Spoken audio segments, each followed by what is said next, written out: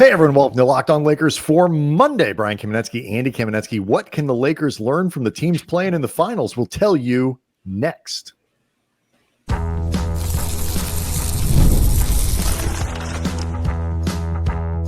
You are Locked On Lakers, your daily Los Angeles Lakers podcast, part of the Locked On Podcast Network, your team every day.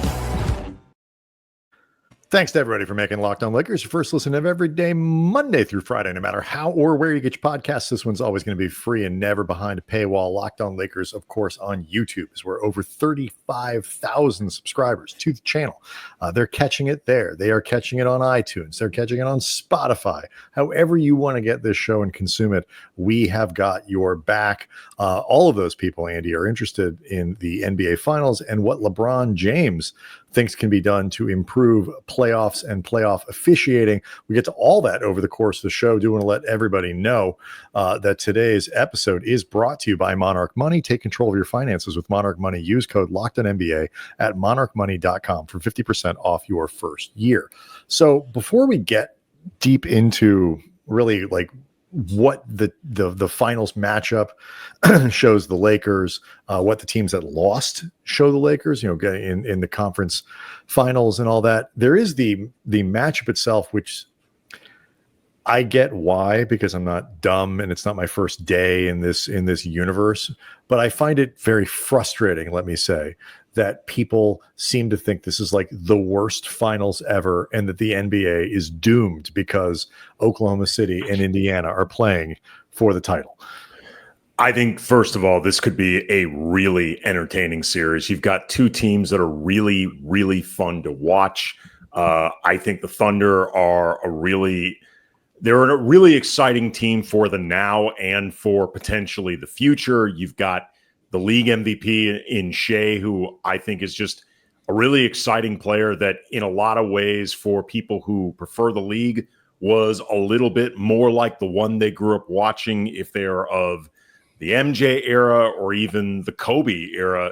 Shea is a guy that lives in the mid-range. That is one of the places that he goes after more than maybe anywhere else on the court.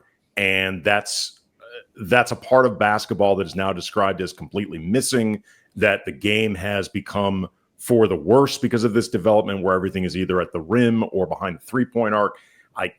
However you feel about that, Shea is doing something that I think is different, and I think that's really awesome. I think Tyrese Haliburton is a really fun player that also the story that he's had basically from last summer to this summer, going from the guy that could not get minutes on the 2024 Olympic team and had to be a very good sport about being seen as the participation medal guy, even sent out a tweet and a photo and a meme mocking himself, but he's admitted that it bothered him to some degree. Mm-hmm. Like it did, as it would any competitor in that situation, that high profile. To have that guy go from that situation to the leader and best player on a team that is now in the finals, that's an awesome story. And the Pacers, by the way, are just in terms of sheer entertainment, mm-hmm. They're towards the tops of the league, man. They're fun to watch. They are. And look, I look at this a couple ways. It's like, I don't think they're going to beat Oklahoma City. I am among the people who think it's a 5-game series, a 6-game series. I do not think it's going to be long, and I really don't think Indiana's going to win. But I think I don't think the Knicks would have had any better a shot against Oklahoma City either. But the Haliburton thing, I think, for example, it's a great example of kind of what this whole series and the way it's being marketed and talked about is a great example of what the basketball sort of chattering public gets wrong about everything. It's like Haliburton not being able to play on Team USA because not everybody gets minutes. You can't play everybody. Turned sort of into like Haliburton sucks. He was on the Olympic. He was named the most overrated player by a player poll mm-hmm. for The Athletic, not by fans, not even by GMs, like his peers. And I think some of that has to do with Haliburton is a pretty well-known, renowned bleep talker. And I think that can get under the skin of many of the opponents that he plays. He's coming off a down year because of the hamstrings, right? Injuries and all that. And he didn't play in Team USA. And it's like, but like, you're on Team USA. It's like, how bad could you be? But so there's that. And then I think with Shea, the foul merchant stuff, I don't even want to get into, but like, this to me is where the league has been done a disservice, to be perfectly honest, by most of its major media partners, because they reinforce this. They reinforce the idea that if New York or LA or whatever aren't there, that the big stars, that LeBron's not there, that Steph's not there. It's like, it's your league MVP is in the finals. Like, in theory, that should be a good thing for a league. And you're right. If you can't figure out how to market, our league MVP is there. This idea of two small markets. I mean, Kansas City shows up in the Super Bowl every year for the last half decade. It's okay. Do you know why? Because they don't get worried about the market. They talk about Pat Mahomes, who is obviously, a marketable star, one of the greatest, and he's the quarterback in the. I get it's not totally apples to apples. It's just, the league needs to fix how it talks about itself. And demand better from its media partners. And that is big in this series. I'll take it a step further. I think the league should look at this as an opportunity, because you are not going to be able to rely on LeBron and Steph and KD, the OGs, as they were referred to in that interview around the All-Star break not too long ago. Like, you're not going to be able to rely on them to carry interest for this league much longer. Like, the odds that all three of them will never play in a finals again are much greater than the idea that they will.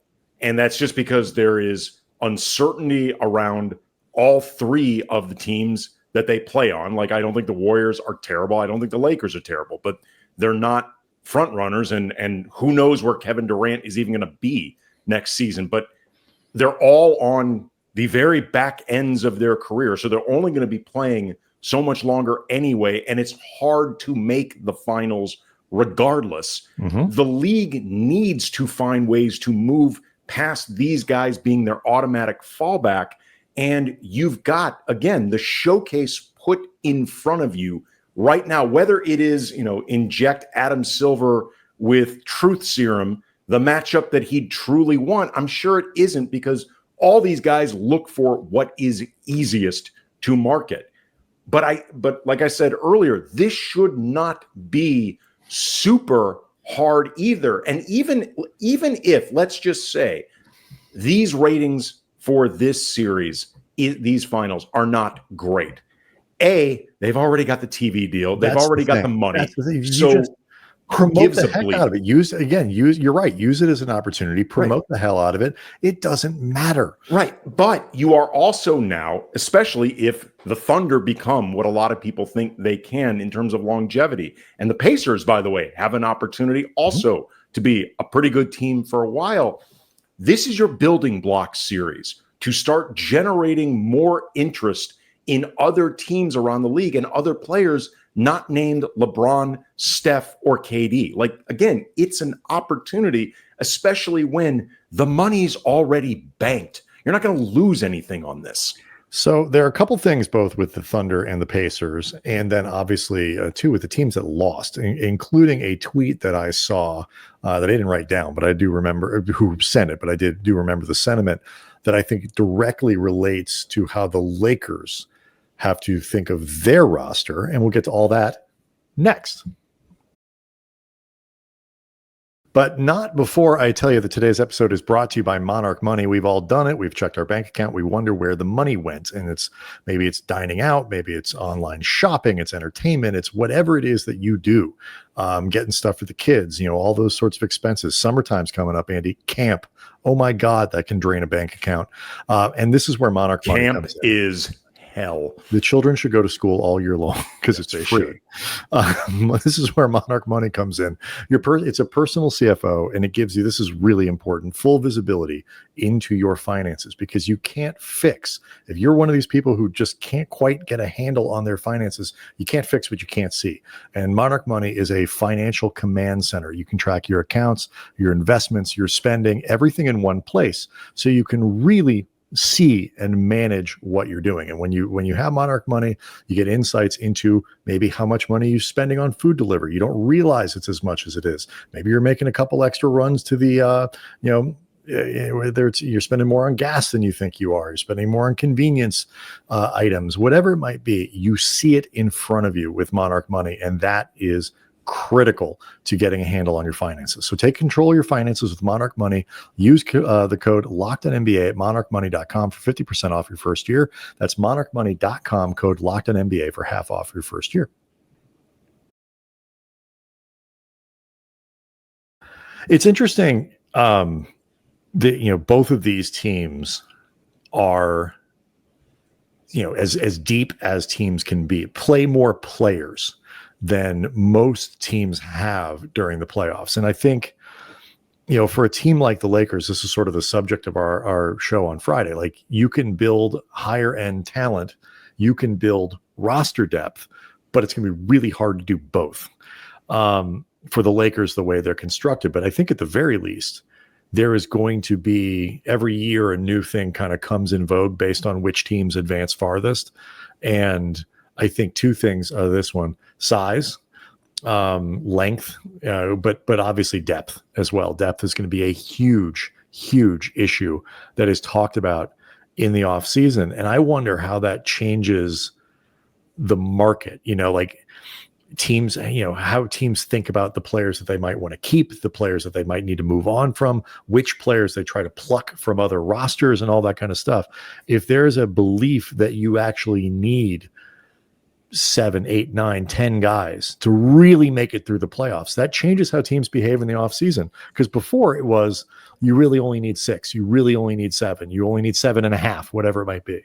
Well, that was also when it was easier to stack 3 or 4, somewhere between B+ to all-star to all NBA to perennial MVP candidate players on one roster, and that's your foundation. And then from there, you find 3 role players who are good enough and, take the court. It's this new CBA is specifically designed to prevent that from happening. It's frankly specifically designed to, I think, induce parity in way we can maybe talk about this at some point in a later show, to induce parity in ways that I'm not convinced is particularly good for the league. Or I'm going to say this: it's not good for the league if the league insists on always, getting upset when the same 3 players don't make the finals. It's good for the league in the sense it keeps interest.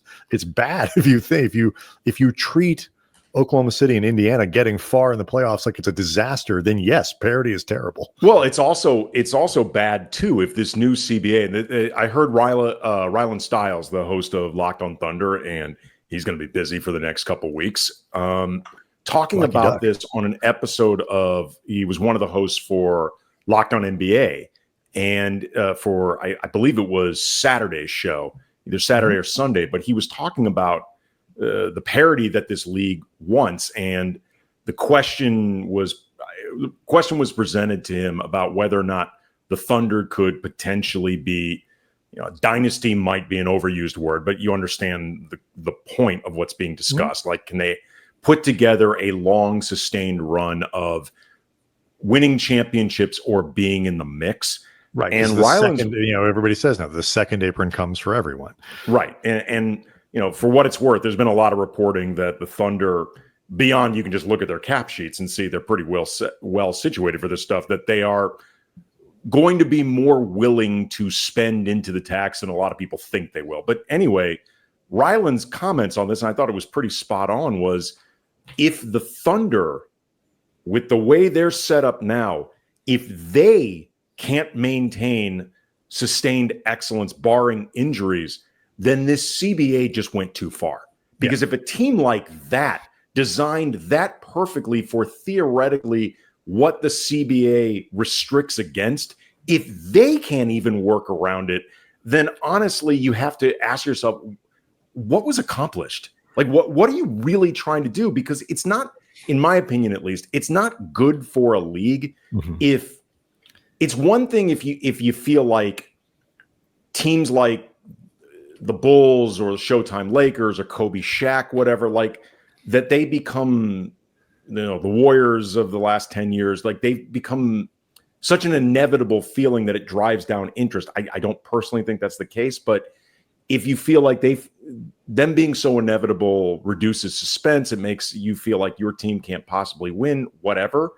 But at the same time, if nothing ever feels sustainable, then there's a balance. I think what they're hoping happens eventually is the automatic max comes down. Like the idea that everybody's just, you have to pay that guy. Like in the next 5 years, whoever the next equivalent of Joel Embiid, well, of course you have to max him out. Not so sure.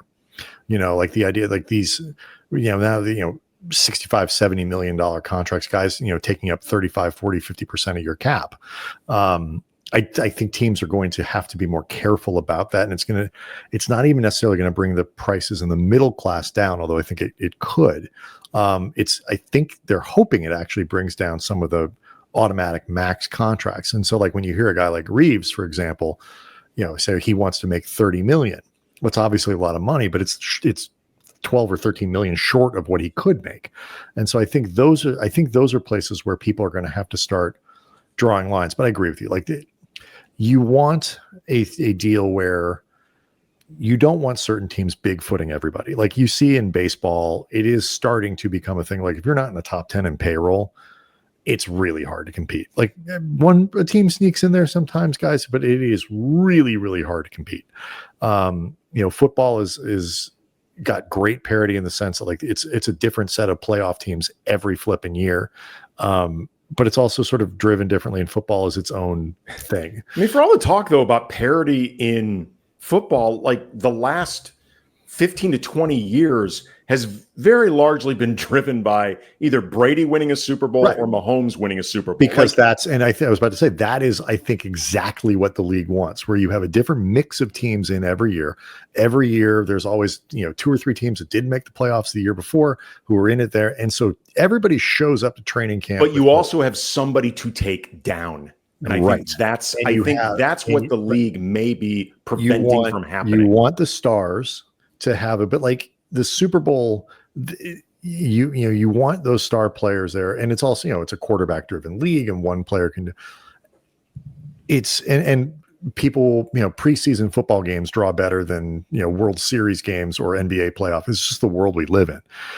And so you're right. You don't want to have to break up good teams, but you also don't want 2 or 3 franchises to bigfoot everybody. And I think they've not quite gotten the hang of it yet. But I think generally speaking in leagues, parity is good. I also think too, some of this CBA is owners trying to create artificial induced mechanisms to give themselves the excuse not to spend, not put together the team that they could. And I'm sorry. Well, it used to be because you're cheap. It used to be because you're cheap. Now it's because there are legitimate competitive disadvantages to to life in the second apron. Right. Except the life in the second apron was created by these owners. I think ultimately what will need to happen is you develop mechanisms to different rules. Like, are you keeping your own player versus signing someone else's? That's my big maybe one. I don't know exactly how you would do that, but is there some sort of sliding scale where you can do that? It's like, that's the one I want. Right. There's got to be a way to make this work. But next, I want to I mentioned this tweet that I saw, and it was a pretty common sentiment when the Knicks lost. That not even because he played poorly, because he didn't. That the Knicks have to look into trading Karl Anthony Towns, and the logic of that of that chatter on NBA social media got me thinking immediately about something with the Lakers. And I'll explain that next.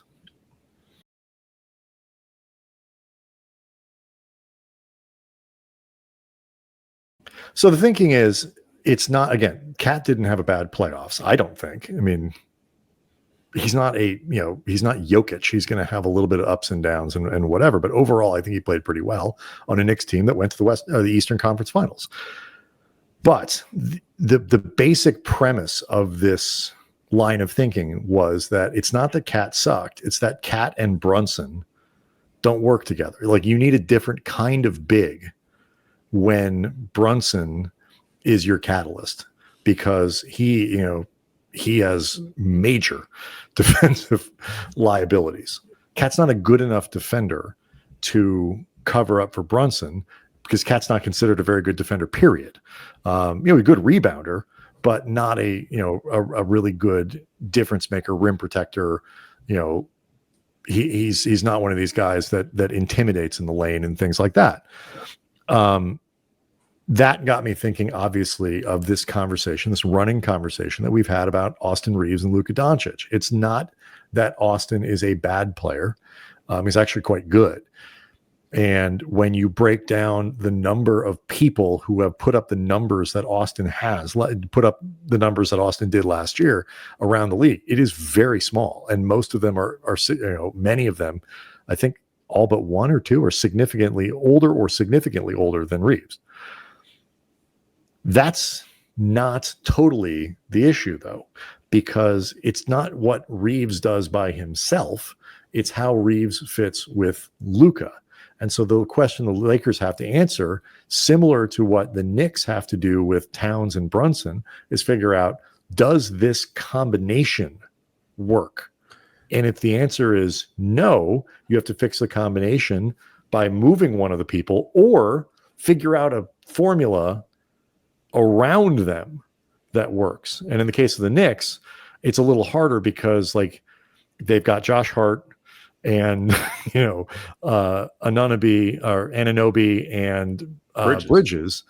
That's about as good as you're going to be able to do with wing defenders and stuff to protect those other. You can't. Plus, Mitchell Robinson is a back line. Right, McBride is not a terrible defender. There's only so much you can do. And I'm not even sure defense was what crushed New York. I mean, but there's a limit as to what you can do. And so, do you have to replace Cat? And the Lakers are in a similar situation with Reaves. And it's funny because you said that tweet got you thinking about this. And to be honest, I don't even know what tweet you're referencing, and although it doesn't matter, because it was a tweet that said the Knicks have to look into trading Karl-Anthony Towns now, as soon as Game 6 was over. Sure, but and I forget who sent it. But my point is, without even knowing that you had seen that tweet before you and I started talking about what we were going to get into for this show, but we were sending each other rundown ideas, I brought this up independently. And, I last week expressed some concerns I have about Luka and Austin as a foundational duo, just because they have duplicative weaknesses. Mm-hmm. But once you really start looking at the two teams that are left, the Thunder and the Pacers, some of the teams that went furthest, and just the overall composition of teams that are finding success, I am increasingly becoming convinced that they're going to need to, at the very least, seriously explore trading Austin, because in this new CBA world that we just discussed and the restrictions that are there, it may be, if not impossible, really damn hard to build a contender when neither of your two highest players are two-way players. Like, not just for the Lakers, but period. Like, if you look at the Thunder, Shea is, in my mind, pretty close to an undisputed two-way player. Like, I think he's good enough defensively, but even if you don't think he's a great defender, he's nowhere close to a bad one. Mm-hmm. And once Jalen Williams gets paid, he's absolutely a two-way guy. Chet Holmgren, absolutely two-way guy. Pacers have Pascal Siakam, who's absolutely a two-way guy, and Miles Turner, two-way guy, offsetting Tyrese Haliburton. The Celtics, when they're healthy, their two best guys, Tatum and Brown, both two-way guys. If you still believe in the Cavs, Evan Mobley, who is basically paid the same as Darius Garland alongside Donovan Mitchell, he's a defensive player of the year who puts up nearly 20 points a game. Contrast this to the Knicks, like we just talked about. The struggles of your two biggest salaried guys, both being defensive liabilities. I'm sure it would be the same if they were both offensive liabilities. You need one guy at least who's legitimate two-way. Like the Warriors, unless Jimmy Butler starts aggressively looking to score again and maybe finds a time machine, I think the Warriors are going to be stuck as, fine, but never great again. Like maybe Denver could overcome this, but that's only because Jokic is so effing good. But good luck finding another Jokic.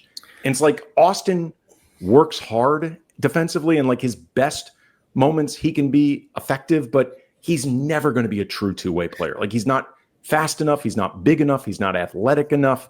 You need to position him and in Luka, a place where you are protecting him and allowing the stuff that he's good at.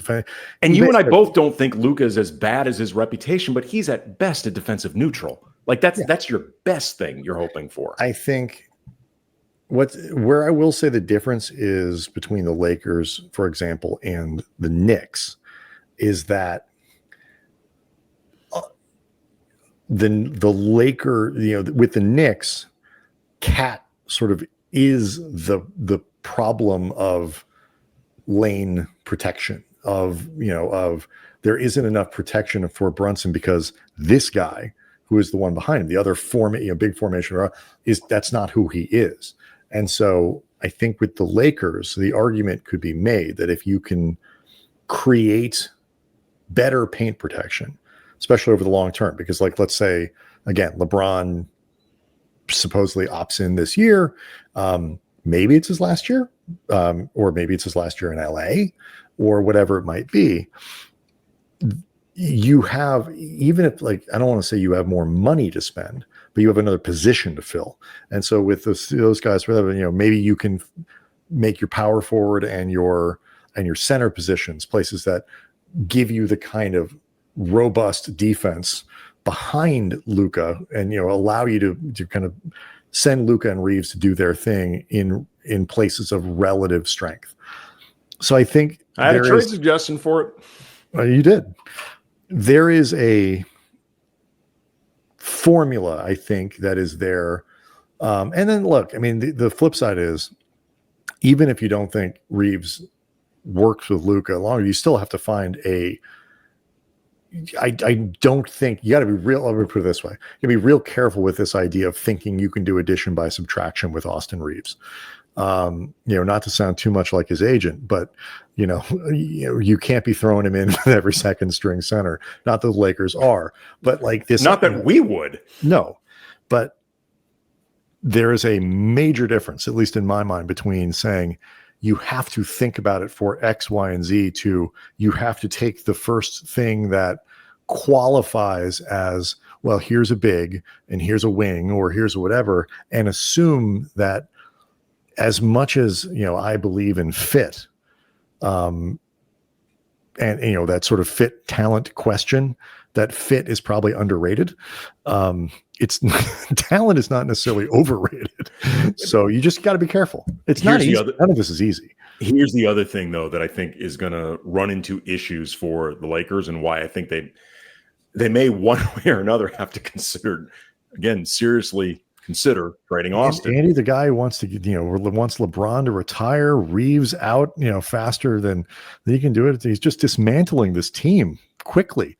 I think it might require dismantling, but the other option for the Lakers, if they wanted to supplement Luka and Austin at their presumed salaries as defensive liabilities, that heavily paid defensive liability foundation, you'd want to supplement them with as much young two-way talent. That sounds, by the way, like the worst nonprofit organization ever, the Defensive Liability Association. Defensive Liability Association. Please donate as much as you can. It's a difficult time for those with defensive liabilities. Give what you can in this difficult season. Don't be embarrassed to see your doctor about it.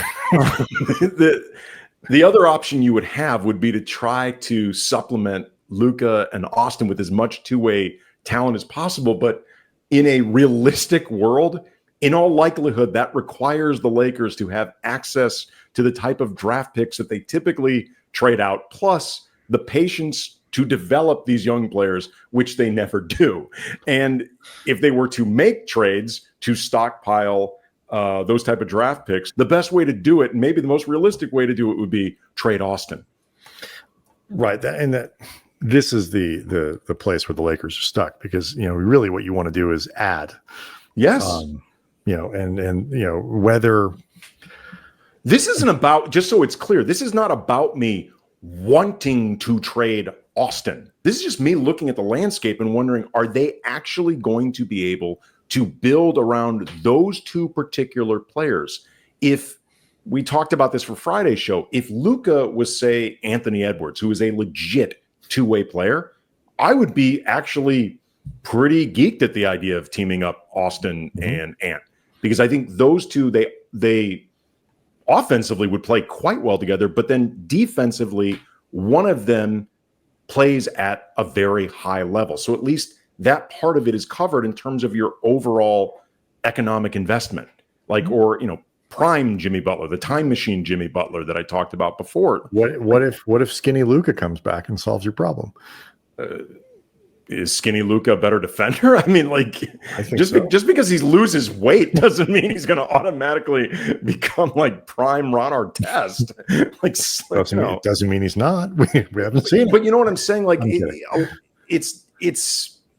It's as much about Luka as it is about Austin. The difference is, I know they're not going to move Luka, nor should they. It gets to the grand question, which we'll be asking over and over again this offseason, of how do you approach it? You probably can't fix everything at once. Do you look at keeping your powder dry? Do you go as aggressively as you can, understanding that mistakes are going to be, well executed moves will actually set you up better than I think just having cap space or whatever clean sheet will following next season, but mistakes will probably hurt you worse.